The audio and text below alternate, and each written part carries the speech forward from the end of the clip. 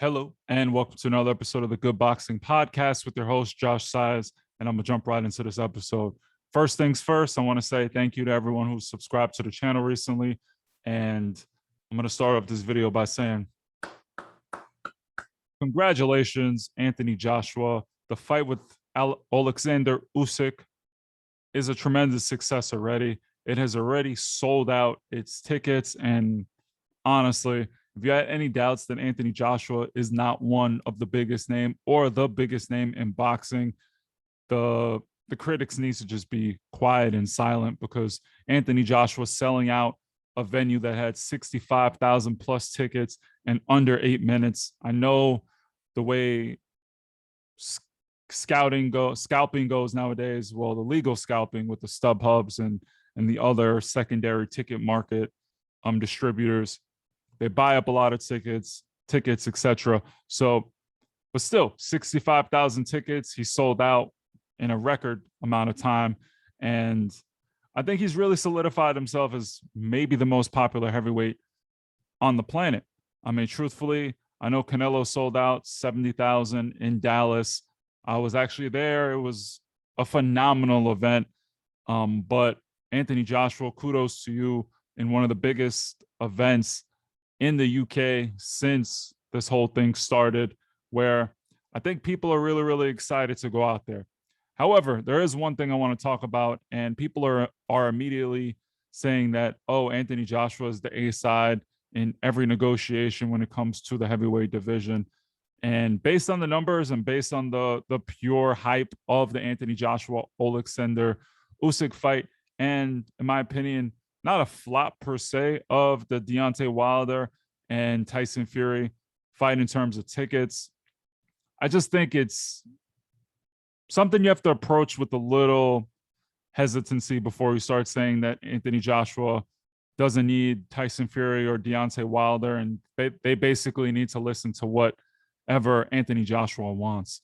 Eddie Hearn's a phenomenal promoter, and Top Rank is also a phenomenal promoter, and also PBC, phenomenal promotional company. So I think Eddie Hearn has done a fantastic job of getting the UK behind Anthony Joshua. But I also think people need to realize that, look, I'm not from the UK, but I speak to a lot of people over there. I have a lot of people that listen to the podcast, and I've been finding out more or less, how is it over there during this whole thing? I don't want to mention what I'm talking about because it kind of hurts. Every time you mention it, it hurts the video. So again, during this whole thing, I want to say that a lot of people have been following the rules, not really going out and going to really big venues unless they got the jab. In this particular instance, I feel that people are ready to go out. I feel like people really want to be a part of a massive event for the first time in a long time. And I do think that plays a factor into why this fight was basically so sought after. I feel like people want to get back out there and do their thing. I'm not saying that Anthony Joshua, hands down, is one of the biggest fighters in the world. Every time I put a video out of him or a short, it kills. And I do believe that the man deserves his credit. But in order for him to solidify his legacy, in order for him to solidify his credibility as the best champion in the world, he has to fight Deontay Wilder or Tyson Fury. I know those two have a fight that should be coming up. It's supposed to come out and supposed to happen in October, but with 2021 being the way it has been, with all the stuff that's been going on, until that bell rings, I don't think anyone is confident 100% that the fight's going to happen. So I hope the fingers are crossed. Deontay Wilder and Tyson Fury need to handle their business. But truthfully, more and more, I'm glad that fans are hyped about this fight. I think Usyk stepping up to fight a true heavyweight, no disrespect to Derek Chisora, but Chisora was on the tail end of his career, and he was giving Usyk trouble. The fact that Usyk decided to say, hey, no, look, I'm not stepping down. I want my title shot. The WBO said I'm going to get a title shot. I'm going to keep fighting for it. I want my mandatory. I respect Usyk for that, and I also have seen that Usyk is putting on some weight for this fight. So I'm actually going to give a breakdown in the next few days. I'm going to give my final prediction, and I just want to say that this fight is getting the attention that it deserves. Truthfully, Usyk and Anthony Joshua. Say what you want about Usyk.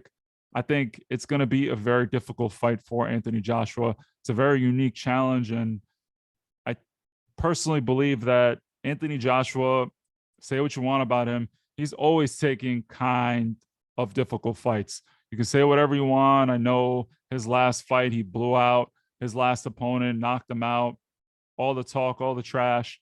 But yeah, I personally think it's a really good fight, and I look forward to the fight personally. But that's the episode for today. Let me know what you guys think. Is Anthony Joshua the biggest draw in boxing? I say he even rivals Canelo, truthfully. I know Eddie Hearn loves to promote Canelo as the biggest star in boxing, the biggest face of boxing, but it's undeniable that Anthony Joshua makes just as much money as Canelo, and maybe he's a bigger star. I don't know.